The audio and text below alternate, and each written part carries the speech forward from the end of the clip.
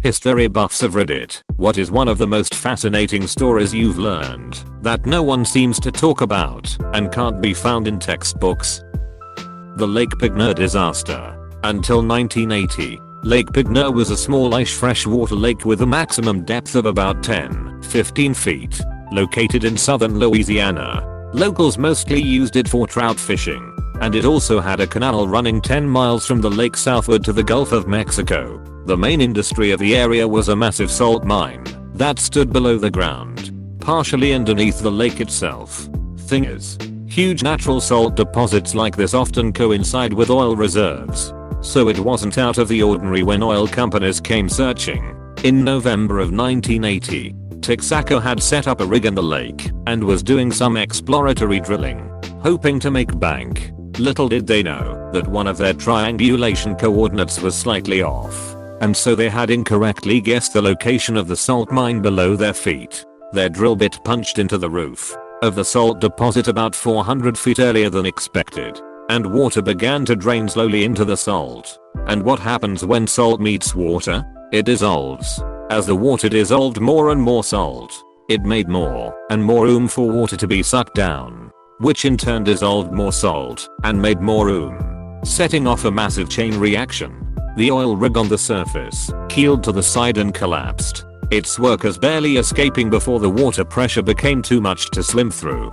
The remnants of the rig were sucked into the bottom of the lake in what had turned from a tiny hole to a whirlpool, the force of the water shearing away soil and making a bigger hole as it went. The salt mine at the time was fully staffed with workers 1,500 feet below the ground, who were going about their daily shifts in the mine without any knowledge of the events taking place above them, until they saw water dripping through the roof of the tunnels. Thanks to well-rehearsed evacuation plans, none of them died before the mine was flooded.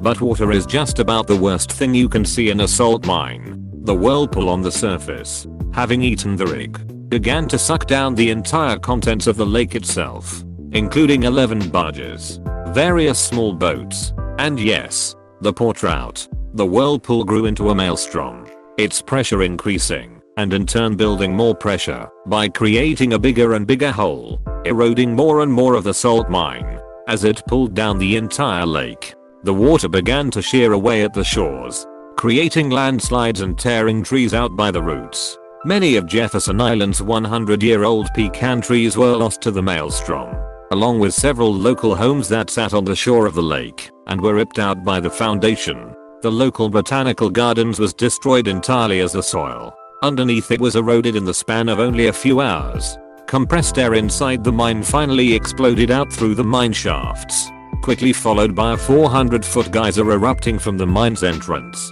Not only did Lake Pigner drain entirely into the mine, dragging 64 acres of destroyed land with it, but the pressure was so great that it also reversed the direction of the Delcambre Canal.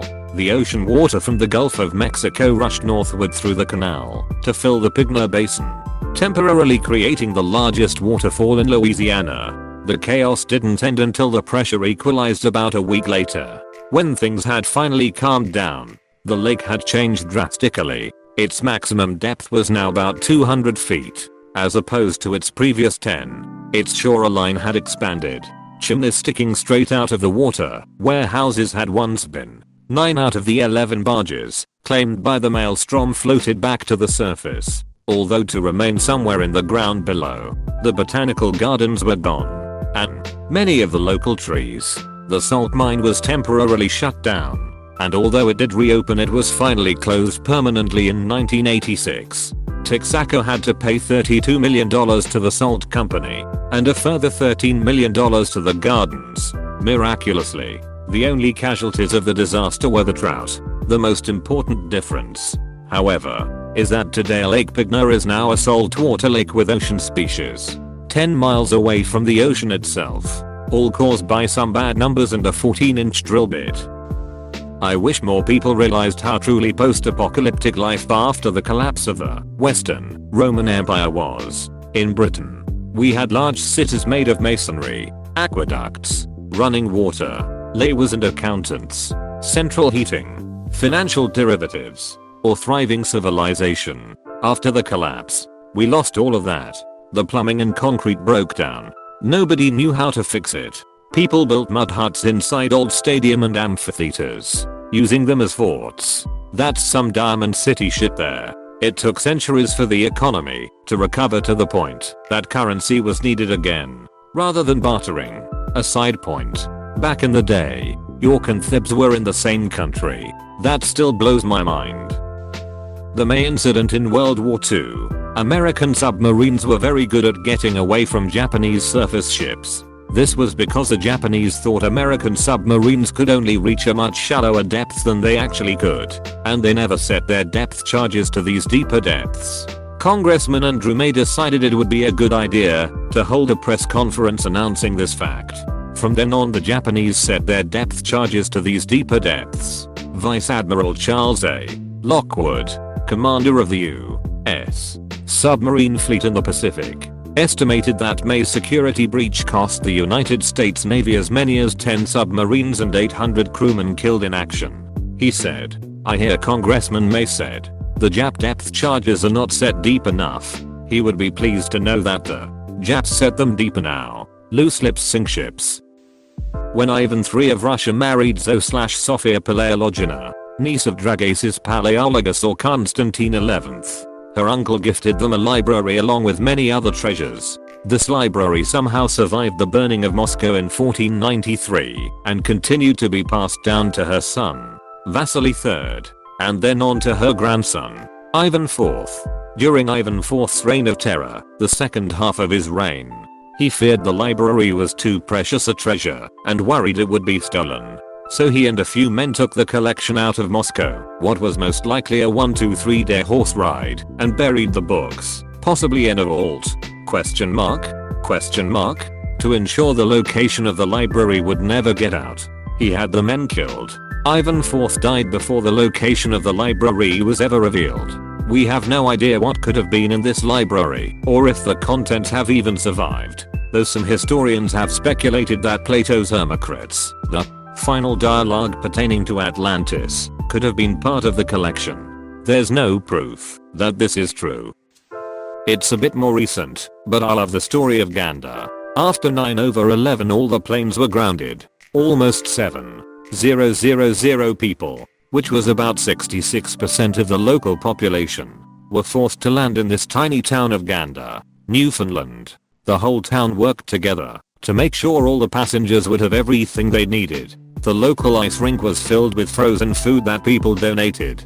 You couldn't find a closed door in town for stranded people to take a shower or just talk. Once the grounding of planes was lifted, those passengers pulled their money together and created a scholarship for the people of Gander to use. This is one of the greatest acts of kindness that I can view in history. To this day, Gander is the only place outside the United States where they have a piece of the World Trade Center. In World War II, there was a Spanish spy named Joan Pujol Garcia who approached the Allies to work for them. When they refused, he approached the Nazis, and they accepted him, giving him the codename Erebel. Once he earned credentials working as a Nazi spy, he approached the Allies again, this time getting a job as a double agent, codenamed Garbo. This is where it gets unbelievable. He fed the Germans a combination of misinformation, true but useless information, and high value information that always got to the Germans just a little too late. He even started a spy network consisting of 27 sub-agents of his own. Keep in mind that not a single one of these sub-agents existed. They were completely imaginary. But regardless, he submitted expense reports for them and had the Nazis giving him money to pay their salaries. At one point, when he had to explain why some high value information got to the Germans late, he told them that one of his spies had died. He actually got the Germans to pay the imaginary spy's imaginary wife a very real pension for her loss. Not only did his false information get the Nazis to waste millions of dollars, but he was also instrumental in convincing the Nazis that the attacks on D-Day were just a diversion, and the real attack was yet to come, keeping vital German resources away from the front lines. He is one of the only people to ever get an Iron Cross from the Germans, which required Hitler's personal authorization, since he wasn't a soldier, and an MBE from King George VI. The Battle of Attu. It was the only battle of World War II fought on US soil. Attu is an island in the Aleutians. The Japanese invaded it intending to, who the hell knows, it was far too remote to serve as a staging for an invasion of the mainland. The American soldiers who were sent there had originally been slated to go to North Africa. They were sent to the Arctic in the spring with gear meant for fighting in the desert. They lost more men to the element than to the Japanese. I'm a nurse and a few years ago I had a resident who was in this battle. To his dying day he was reluctant to talk about it. Even 70 years later, what I shared here is all he would tell me. So during the Spanish-American War, right after it broke out, the US Pacific Fleet got wind that the Spanish had their Pacific Fleet were sitting in Manila Bay in the Philippines. So the US fleet sails from Hong Kong to go attack them, and along the way a British fleet saw them headed full steam somewhere and figured they must be headed for a battle. Well, since there were no training videos or simulations in 1898, the best way to get experience was to either be in a battle or watch one. So they followed along behind the Americans to see what was going to happen. Well, as they continued on, a German fleet saw them as well and made the same decision the Brits did and followed along to watch. It's important to mention here that the US ships were the best of the time. Only the British had similar ships, and these new US ships were the best in the world, though low in number. So on top of the spectacle of a battle, everyone wanted to know how they would perform. So finally the Americans get to Manila Bay and find the Spanish still at anchor in the harbor. So they sail up and blockade it. Morning comes and the Spanish wake up to find the harbor blocked by 6, if the best ships money could buy at the time, and pass them an assortment of British and German ships and a couple reserved ships from the US fleet. Well, the Spanish, having no idea what the hell is happening, refused to surrender, and unfortunately for them the American guns were longer range, so they just sat out there and absolutely destroyed them, while Spanish shells splashed in the water hundreds of feet away.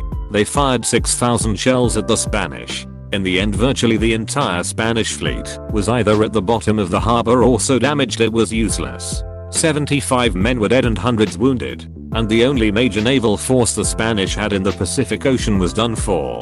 The US side had a handful of injuries and only one fatality, which was an old engineer who succumbed to heat stroke during the battle. Diarrhea was so widespread and common in the 19th century that people would develop opium habits because opium makes you constipated. Well, that escalated quickly. As for the exact diseases and reasons that people had diarrhea, I can only say that the 19th century was gross and nobody knew proper sanitary practices. I'm glad you guys all enjoyed debating Imodium until Imodium is made from opiates. If you want to learn more about opium, diarrhea, or the combination of the two, then Google it, because I'm busy and Google has better resources than I. Thanks for upvoting everyone! Exclamation mark. I'm shocked that I don't hear about Captain Witold Pilecki more often. That guy is in contention for the greatest, most selfless human being to ever live. He grew up in Russian-controlled Poland and joined the newly freed Second Republic of Poland's army as a cavalry officer shortly after the end of the First World War, where he distinguished himself during the Polish-Soviet War of 1920. When the Nazis occupied his country in 1939, he went underground and started a resistance company, which later merged with other resistance groups to become the Home Army. During the early days of the resistance, they were getting vague reports about these camps that were going up all over Poland, where Jews and other undesirables were being charted off to. You're never going to believe this, but Captain Pilecki volunteered to be captured by the Nazis and sent to the camp so he could get information on what was happening. He took on a false name and snuck into a street roundup. From there he was taken to Auschwitz and given the inmate ID number 4859. At this point the Polish resistance thought they were just big prison camps. From within the camp he organized a group called the Union of Military Organizations, or the ZAL. The ZAL's goals were to keep up prisoner morale, distribute extra food and clothing, keep communications open between different barracks and camps within the larger Auschwitz compound, train inmates to be prepared to rise up against the camp's garrison should a liberating force break through or paradrop into the camp, and relay intelligence on camp operations to the Polish Secret Army and later the Home Army. Much of this he accomplished while sick with pneumonia. All the intelligence he sent to the resistance, now collectively known as Witold's Report, was the very first information the Western Allies received on the true nature of the camps, as well as early estimates of the total death toll on Jewish prisoners numbering in the millions. After a while of not hearing back, he broke out of the camp and rejoined the underground. As it turns out, everybody receiving his reports either didn't believe them or didn't have the confidence to attempt a breakout. From here he joined an anti-Soviet covered branch of the underground, preparing resistance against a possible occupation by the USSR. When the Warsaw Uprising broke out, he volunteered and took command of an infantry company. His unit would, for 2 weeks, inflict insane amounts of casualties on Germans assaulting one of the major parties and fortifications of the city. They spent 6 more weeks holding off assaults on a rail depot until they were forced out by flamethrowers.